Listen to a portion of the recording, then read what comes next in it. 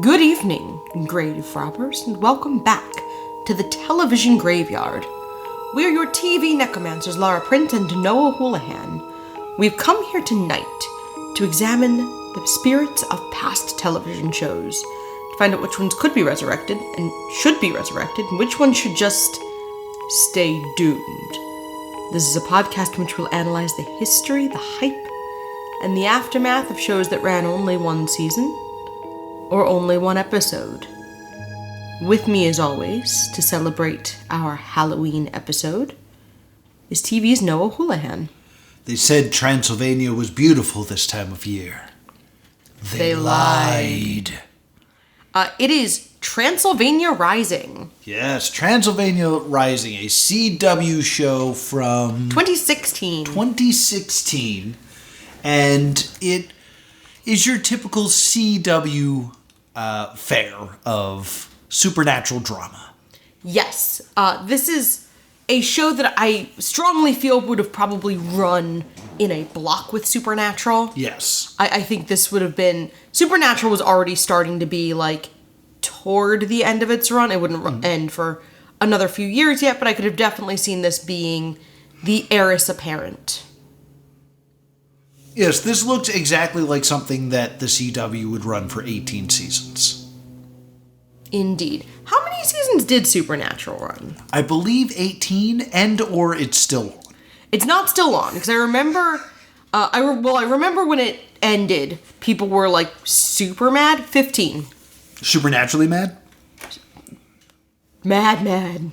Okay. Don't mess with them. Don't mess with the Supernatural fans. We already did poke them a little bit. We did Wayward Sisters way back in episode 6. Yeah.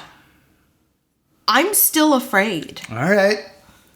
They are serious.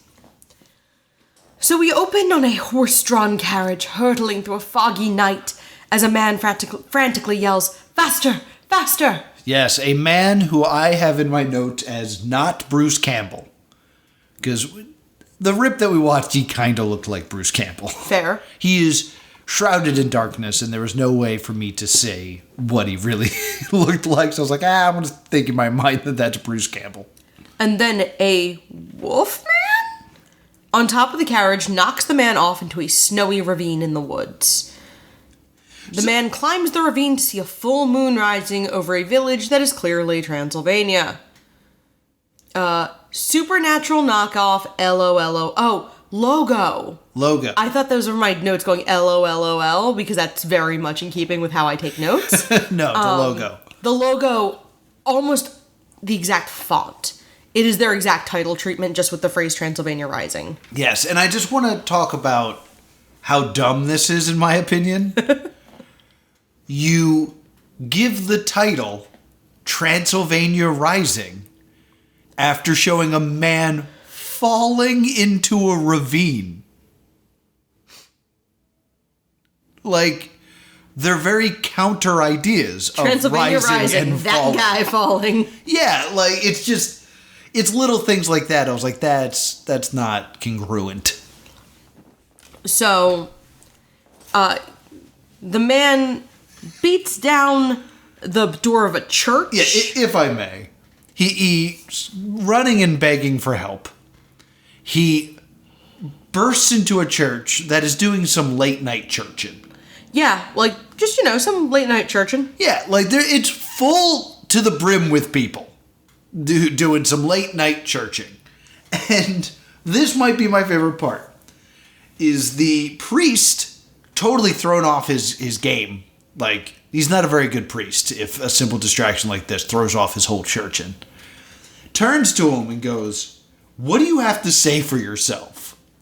And as he says that, the door gets bursted down and the wolf man crushes this man up beneath the door. Well, what do you have to say for yourself? And we see a dramatic blood splash across an open locket bearing a woman's picture. Yes, but I want to really point out that the beats are, "What do you have to say for yourself?" Ow! I was like, I don't know if that was on purpose, but I loved it. And then we get a 2 months later card. Yes. And we see a young woman during the day in a different carriage. And she's looking at her father. For her father, and she says it's been 2 months since she last heard from him. Yes. Her father, Jonathan Harker. Well, she then says the line that you said to open our show. Yes. They say Transylvania is beautiful this time of year. They lied. And she rents a small dark room from like a landlady. So she has a home base. Her father's name is Jonathan Harker, and my next note, it says a swear in it, which my notes don't usually say. But by this point, I'm already a little exasperated. On the goddamn nose. Yeah, it really is. It was like, oh, he's Jonathan Harker. If you don't know, Jonathan Harker is the one who is in Dracula's castle. Yes. Writing letters. Yes. To his beloved Mina. I think the way to do this would have been to have the name maybe have been a reveal later. Because it's a while before we really get her name. She is Victoria. Yeah, she is not Mina Harker, which I just assumed, even though Mina Harker is Jonathan Harker's wife. Are they married or are they about to be married? They are about to be married. Fiancé. But this is Victoria Harker, who is looking for her father. And, like, some ominous woman is like, you're going out at night? Transylvania's not safe. Oh, it's the landlady. Is it the landlady? Yeah, the landlady's like, don't go out at night, idiot. Yeah, it's not safe in the dark. It's getting dark. So, one thing you should know about this town. It's not safe in the dark. Why mustn't they be specific? Well, I think... I mean, they don't know at this point. The villagers do not know what is attacking people. But something's attacking people.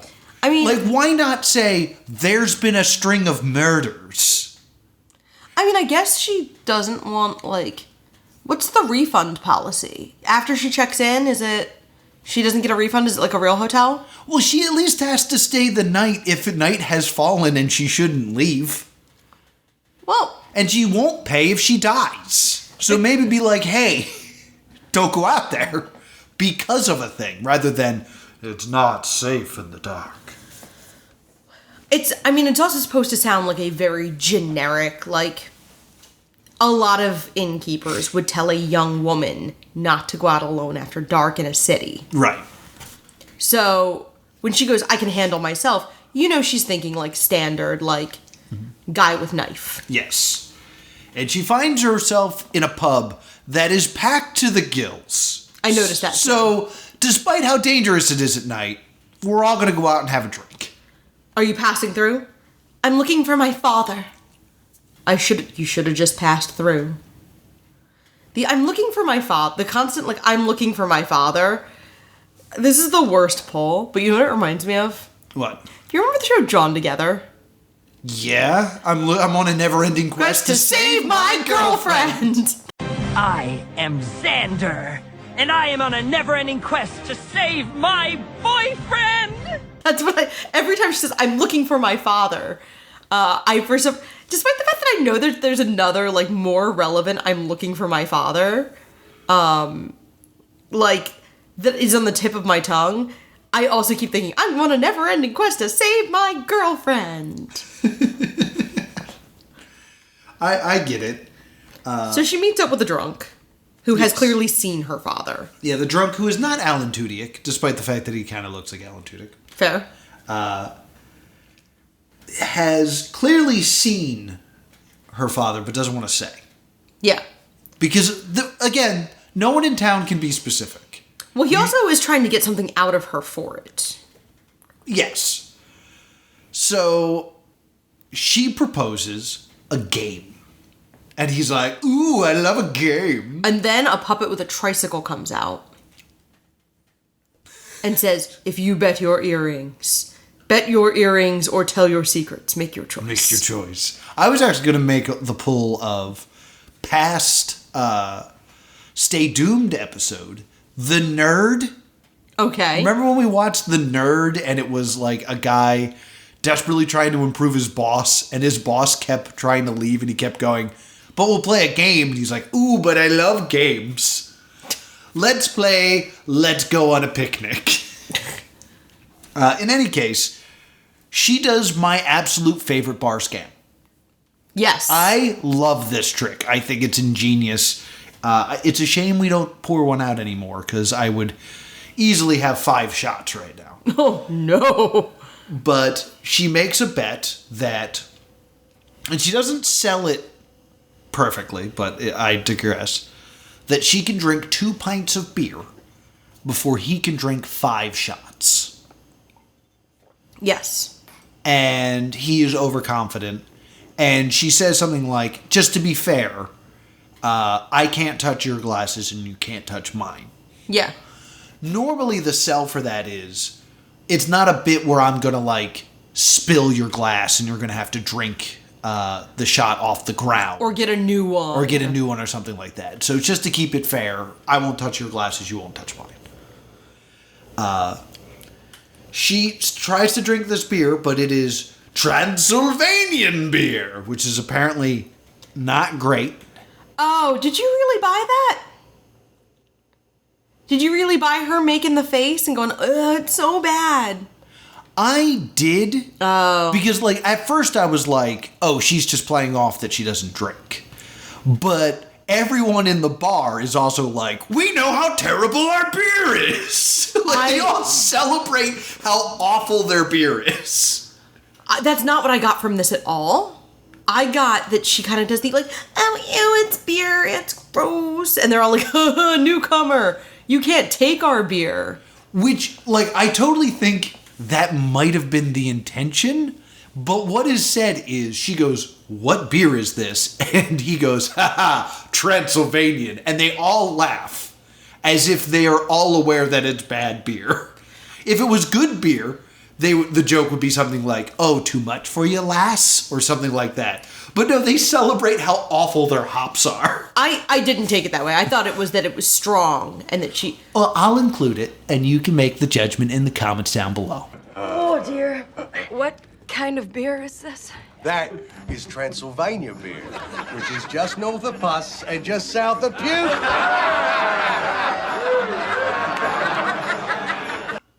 This is like a classic feint maneuver for female characters to be like, oh, it's gross, it's icky. I mean, it's any woman who has ever sharked an opponent by being like, I don't know how to play this. It's that. Yeah. It's she's pool sharking them. Like, oh, I don't know how to play pool. Because she already clearly knows this bar trick. Yeah. So she can clearly drink her way around. Right. So I took it as she was relying on their perception of her. In any case, as she finishes her pint, he is finishing up his 4th shot. She turns the pint glass over and puts it over the 5th shot. But he can't touch her glass. He can't touch her glass, and thus it is now trapped underneath that pint glass. So she finishes her 2nd drink and gets the information she wants, which is said also in like a weird cryptic way. That man you were asking about, your pappy, he was in here a few months ago, a couple of times, and he was asking questions that outsiders shouldn't be asking about. Yeah, oh, I have a note here of, oh, I'm not like other girls, am I right? It's that mid-2010s, like, she's not like other girls. Yeah. She can drink a beer. He says Harker was looking for the werewolf, and Victoria is unamused. Yeah. And then we get, for the first of 2, weird pop song interludes. Yeah, what song plays here? I don't have it. Oh, okay. It's just a weird pop song. And she suddenly becomes aware it's a full moon and she's the only one on the street in the dark. Yes. I mean, I'm wondering if the idea with being in the pub is that those people are just gonna Drink be up, there. Yeah, until sunup. Yeah, like, maybe there's a safety in numbers situation. Maybe. Like, oh, if we're all in the pub, we're all safe. I mean, there was a ton of people in that church and they weren't safe. But what are you gonna do? Get eaten. And this is when I realized that the actress playing Victoria is a Stay Doomed alum. Oh, is she? She played Ruby Winchester in Winchester. Oh, really? Yep, Winchester, the movie, not Winchester like Supernatural. Gotcha. It's all connected! So, as she's alone on the streets of Transylvania, she runs into the werewolf. Oh, no. She starts, like, banging on doors, like, trying to get in, but all the doors are locked because there's a werewolf. Yeah.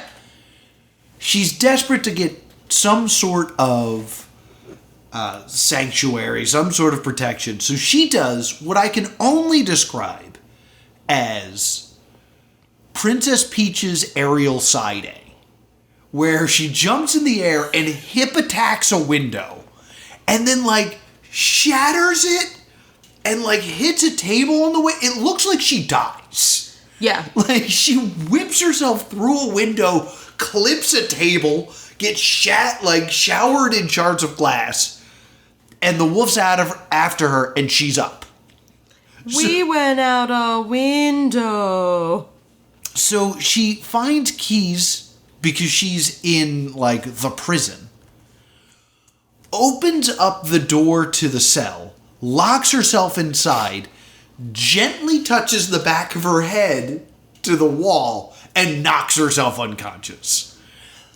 If she hadn't destroyed her entire body on the first bump, I could have believed this as a finisher.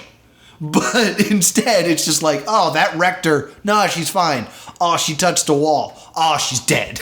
I don't know, maybe she, like, passed out from the beer or the trauma?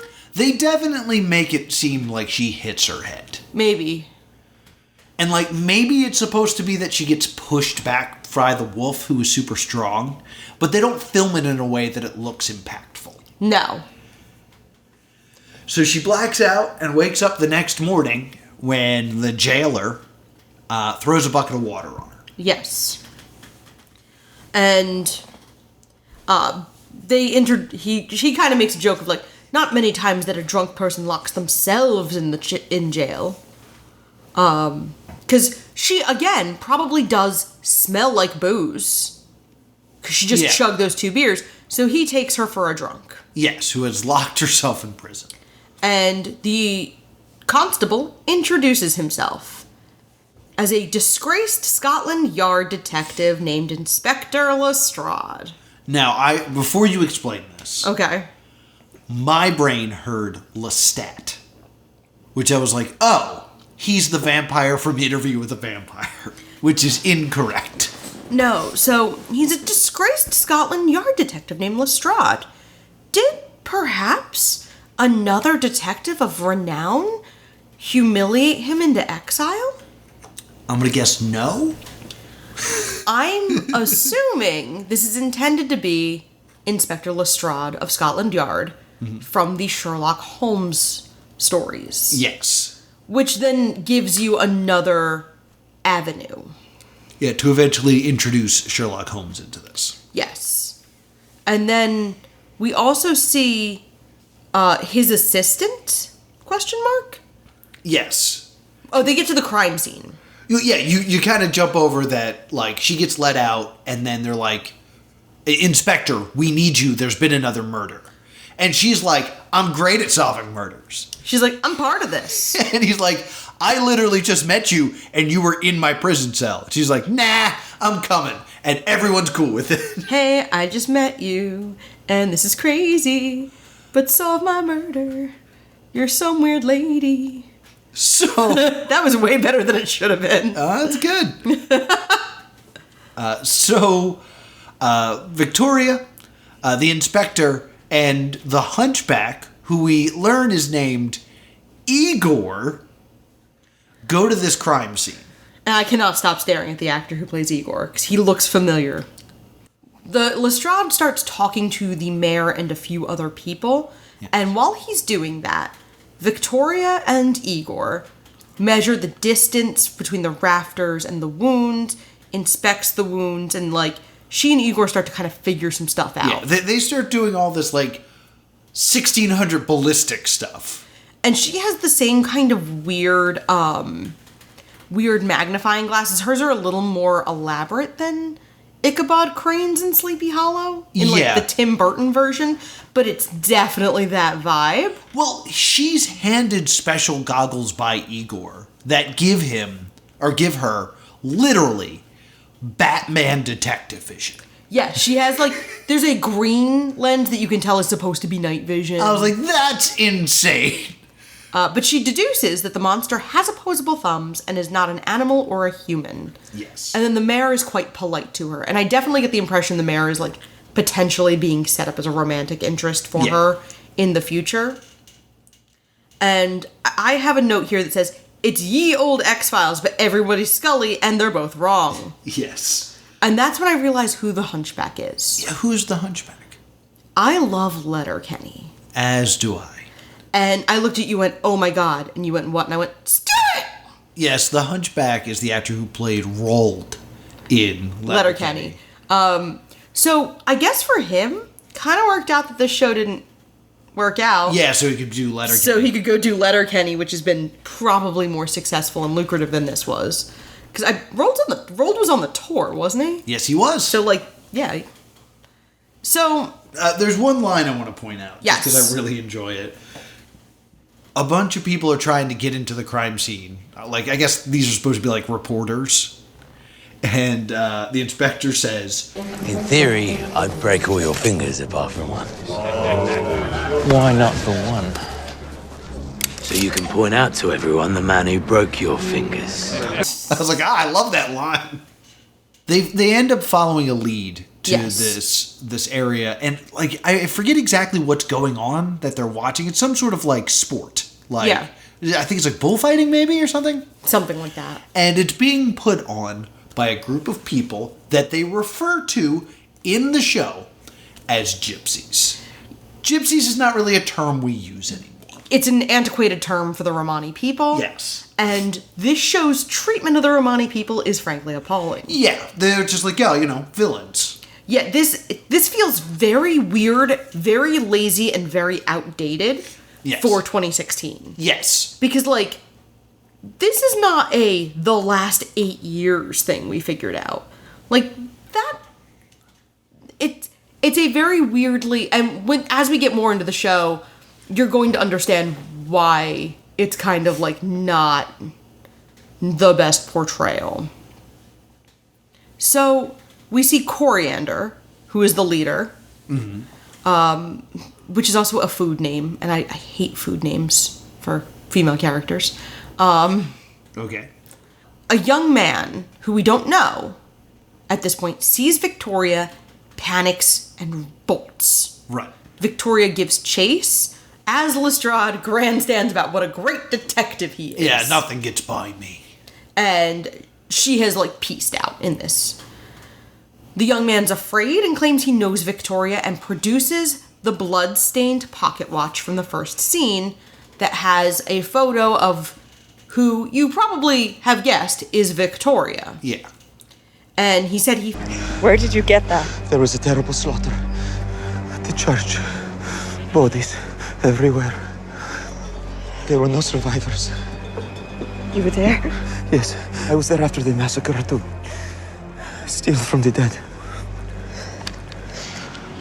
Did you see him? No, I never look at the faces. I just looked for valuables, jewelry, coins, whatever was in reach. Yeah. So he was stealing from the crime. He says he was stealing from the crime scene. Yeah, so all the people that were murdered in the church were robbed by this man. He gives it to her. Yeah. As Coriander then scolds who turns out to be her little brother about talking to outsiders and threatens Victoria to never return, but does let her go when the young man says, like, she's not after us. She just wants to know where her father was. Her father was in the church. Yeah. And I guess out of sympathy, maybe, Coriander lets her go. So there's a moment where the mayor asks Victoria to dinner, and she says she cannot afford distractions. Yeah. So he's clearly going to be a romantic. Oh, absolutely. I don't think he's going to be the romantic lead. I think he's going to be what's called a romantic false lead. Because in all of these shows, she's going to end up with Lestrade. Yes, the mayor's gonna be evil. In some way. I don't know that for sure, but he's definitely not the endgame relationship. I've seen Buffy the Vampire Slayer. The mayor's evil. Yeah, I always find that to be the... He ran for election in the town with the vampires and the werewolves. I feel like, to be entirely fair to the mayor of Transylvania, the werewolf seems like a fairly recent development. All right, that's a good point. And so we see a young man messing with electricity. Hey guys, I wonder who this could be. He has it hooked up to a potato hooked up to wires. Guys, it's Frankenstein. It's Hello, Mr. Frankenstein. Yeah, it's Mr. Frankenstein, which is hilarious. He hasn't got his PhD yet. Yeah. He's ABD. He doesn't have his dissertation yet. Yeah, it's Mr. Frankenstein. And he's been, like, doing these science experiments on dead bodies, so he knows, literally, where the bodies are buried. So they are going to go dig up these bodies to see if it's her father. Yes. None of this is done with a feeling of grave sadness. No. He's like, let's go dig up some bodies. I got a shovel. To be entirely fair, I feel like that is an active choice that, like, Victor is just like, hee. Look, we're gonna loot some corpses? My favorite. What a swell Saturday night for Victor Frankenstein. I get that, but I feel like Victoria should be like, I'm about to discover the corpse of my father. And she never plays it like that. No. She's very weirdly clinical about it. Yeah, so they go digging up some bodies. Igor brings what I can only describe as a jack shovel. Yeah. It's a jackhammer. It's a shovel. Knife wrench for kids. So, he's got this weird steam-powered shovel, and this is the first meeting of Frankenstein and Igor. Who start chatting and hit it off right away. Well, they don't start chatting because Igor doesn't talk. Igor talks? Igor doesn't speak the whole time. I thought he did. No. Oh. I kind of thought he did. No. He's entirely mute the entire time. Huh. Maybe just mentally every time you saw him, you heard him say, Stuart, in your head. I feel like he spoke. Frankenstein starts chatting with Igor. Igor doesn't chat back, but, like, Frankenstein talking about, like, things Igor could make for him. And one thing I did notice was, because we off mic debated whether Igor talks or not, and I went back and watched it because I thought he did. But no, Roald's just a very expressive actor. And when he says, Mr. Frankenstein, meet Igor, lightning crashes. Yeah. And I was like, oh, it's so on the nose. Oh, yeah. So she discovers that her father is not amongst the bodies that she's digging up, which means her father is alive. And then she goes, well, he was at the church when the werewolf was there, but he's not among the victims. He must be the werewolf. Yeah, your daddy's a werewolf, babes. Which, honestly, that would be a great beat and mystery if they hadn't shown us in the first scene that he wasn't the werewolf. Yeah. Like, I don't know if we were supposed to confuse it, like, maybe the guy dropped the locket or maybe the werewolf did, but I think it was pretty obvious that he was not the werewolf, and he didn't get eaten because he was squished under the door and the werewolf didn't see him. Victoria is given anonymously a dagger that can kill the wolf. Because it's made of silver. And we get a music sting for a prop that looks like it was freshly purchased from your local Spirit Halloween. Yes. It's a bad prop. It is. And then, here are my next 3 notes. Masquerade, because we hadn't been super on the nose or anything in like 5 seconds. Yeah, so yeah. Hosted by Lord Henry Jekyll. Damn it. Hey, wait, is that Teen Wolf? I was trying to figure out if it was the actor from Teen Wolf. I cannot, and I did look for about 30 minutes. No one has listed who played Henry Jekyll in Transylvania Rising. Not IMDb. Really? I can't find it. I just rewatched the very end of the video in case there were credits. There were not. Okay. But I can't find who played Henry Jekyll. It's not on IMDb. There's very little out there about this because it never made it to series. Right. I just remember, like, the masquerade's happening and I'm rolling my eyes. And then he wears a half mask, like a Phantom of the Opera-esque mask, almost like he really wants to lean into duality or something. And he comes out and he says something as I'm writing a note, and you poke me and go, "Did you hear his name?" And I said, "No, but it's Henry Jekyll, right?" Because of course it is. And she wears a wolf mask. And they dance and deem each other to be charming. Yes. So we're setting up romantic false leads all up in here. As they're dancing, though, a bunch of uninvited guests show up. Well, not quite yet. Okay. First, Victoria sees a man up on the balcony she believes to be her father.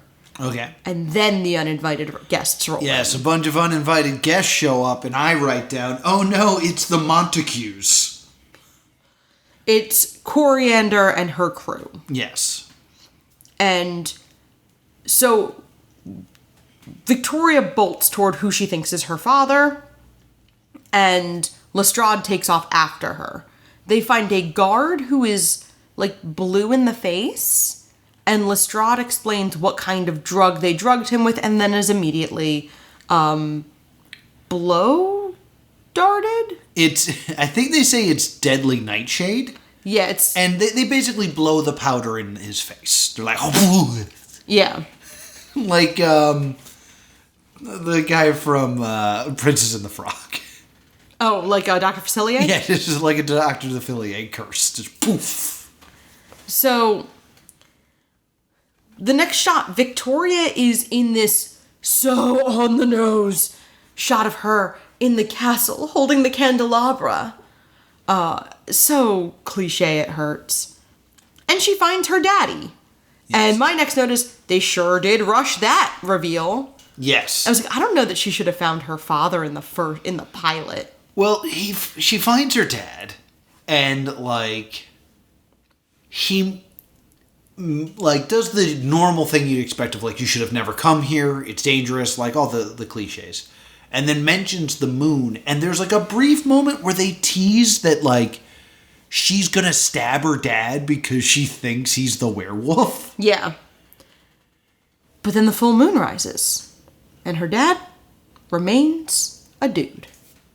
Yes. And then, I don't know how to explain this, but the werewolf shows up. Yep. And her dad pulls out, the Super Bowl trophy? It's like a yellow trophy with an egg on top. And he's like, haha, I have the MacGuffin. Well, before that, we see a man in a mask turn into the werewolf. We can't tell who he is yet, but it doesn't even look as good as American Werewolf in London. I have a bunch of notes about how the CGI is crazy mid. The CGI in American Werewolf in London is, like, fantastic. It's actually a tough bar to clear. What I'm saying is this made 30 some years later does not look as good. No, it's as American Werewolf in London, which was not CGI, which I believe was practical. Yeah, it's practical and awesome. It's the best. It's one of the best scenes in film. This instead has some rough CGI. Yes, as expected. And we see different characters who you might have suspected hear it. Like, you see the mayor hear the howl. Like, ooh, I'm over here not being the werewolf. Yeah. You see Lestrade. I'm also not the werewolf, and I'm over here. And then the beast attacks the mayor. Lestrade shoots it. It doesn't really hurt it, but it retreats. It's aware. Like, ah! And we find out that Coriander and her friends are using the Wolfman as a bloodhound to sniff something out. Yes. And that's when the Super Bowl trophy. Yeah. Which is just it's just like, maybe it's gold, but it looks just kind of like yellow. It looks like it's more made of cheese. And it's just got like an egg on top, and he shoves it in the werewolf's face, and the werewolf attacks him. And Jonathan Harker falls out of a window. Well, the monster tries to attack Victoria, and Jonathan Harker's like, come get it, good boy. and falls out a window trying to protect her. Yes. And she regains and now has immediately lost her father and K-words the Wolfman with the knife. Quickly, sure, done. Yes. This was our climactic battle, did not last long.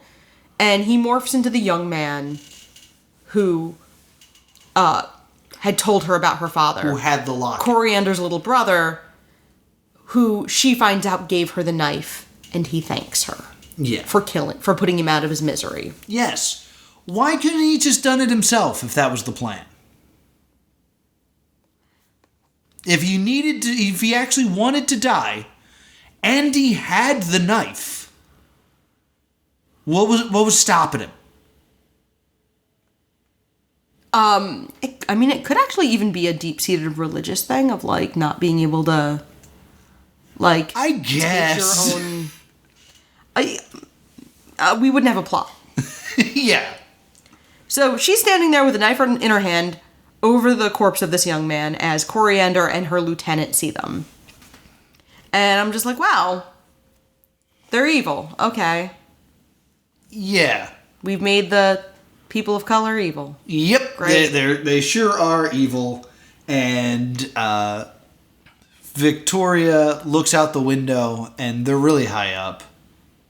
And there's no body. Well, they're so high up that she can't even really see the ground. But we've proven earlier that the Harker family can fall out a window real good. He didn't hit his head lightly on a wall, from what I saw, so he's probably fine.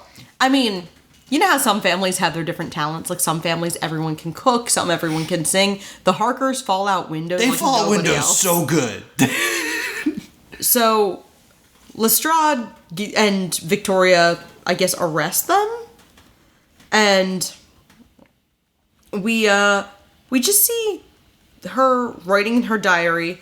She calls it this battleground of horrors. Yeah, the ending turns out to be an episode of Doogie Howser, where she's writing in her journal. And in it we establish something says kind of mean to Igor. I wonder if it said something horrible about monsters over Igor, who's been nothing but kind to everyone in the cast. Yeah. And then we see that the mayor has been bitten by the werewolf. So the werewolf's curse is going to live on. I missed that. Yeah, it's why I kept getting annoyed when you were like, he's evil. I was like, no, shh, you're ruining the reveal. Well, I missed it. Lestrade is drunk. Coriander weeps over her brother. And Victoria just can't shake the feeling that the answers she's looking for that they found on the castle on the hill. The castle they call Castle Dracula. Title card. That's the show. Yeah, so this is... Oh, man. Like, I was just waiting for any public domain character to be played by a Jack Russell Terrier. Maybe that would have been Sherlock Holmes. Yeah, it would have been. Because this was essentially Riverdale meets Wishbone. Hadn't done my one per episode in a while. You just want everything to be Wishbone. I want everything. To be fair, Riverdale meets Wishbone is probably the best series of all time. So it's very clear that their plan is to just introduce all of your favorite public domain characters. To the point where I was like, there are very few left that they are saving. There's only one, well, besides Sherlock Holmes, that I was like, this one person who should be is not there. And that's Van Helsing. Yeah, I think Van Helsing was going to be a later ad. Yeah, but you know Van Helsing is coming. Oh, Van Helsing was absolutely coming. Dracula was going to end up being part of it. Mm-hmm. Frankenstein's monster was eventually going to be there. Oh, I think Sherlock Holmes and Watson were eventually going to show up. Mm-hmm. And then I had once. I was like, ooh, there's going to be a Christmas episode with Ebenezer Scrooge. Ebenezer Scrooge will show up, yes. Because it's going to be that whole, like, the long 19th century. Because I don't think this is going to be particularly fussy about what year something actually was. Mm-hmm. And then I decided I wanted them to start... I used to read the series of mysteries when I was a young adult. Mm-hmm. And the detective, they were like murder mysteries, what have you, but the detective was Oscar Wilde. Right. And it was him, and he often hung out with like Arthur Conan Doyle and Bram Stoker. Mm-hmm. And that's why I was thinking about this, because Sherlock Holmes and Dracula together, I was like, oh, so maybe we'd get Dorian Gray. So, it's League of Extraordinary Gentlemen-esque. Yes. With a little bit more... It's definitely playing to a slightly older audience than like a Riverdale. Like, I think the target audience for this would be like late high school, college, because they're...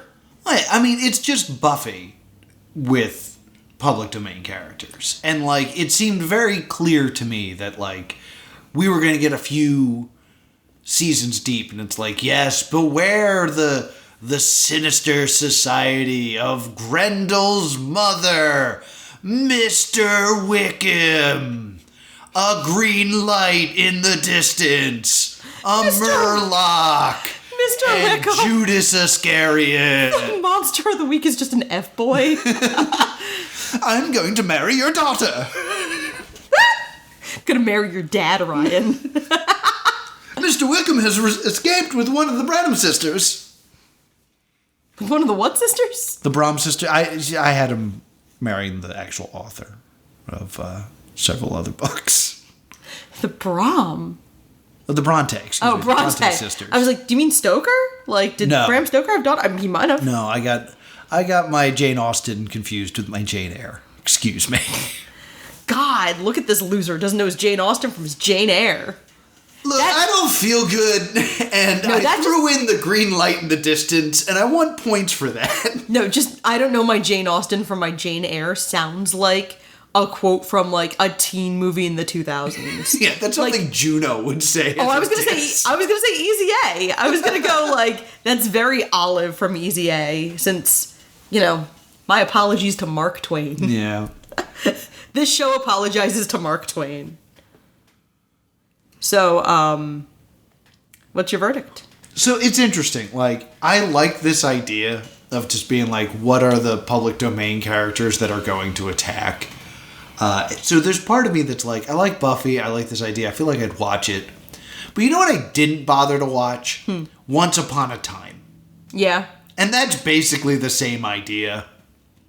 Yeah, Once Upon a Time was this, but with originally fairy tales. Once Upon a Time, in a few seasons deep, just turns into just Disney. It just becomes a Disney show. It becomes, they lean in when Disney Frozen Smash gets Brothers. when Frozen gets too big. Yeah. It's Kingdom Hearts now with less Sora. Yeah.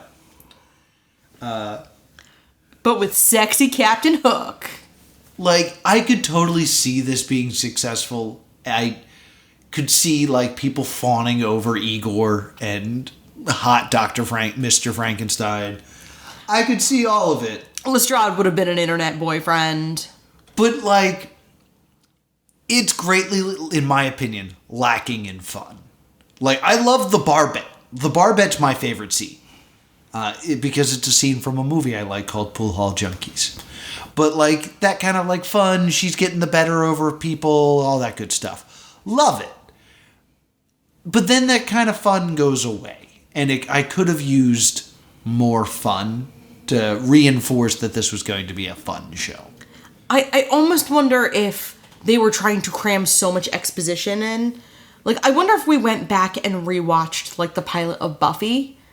Is the pilot of Buffy as fun as the rest of Buffy?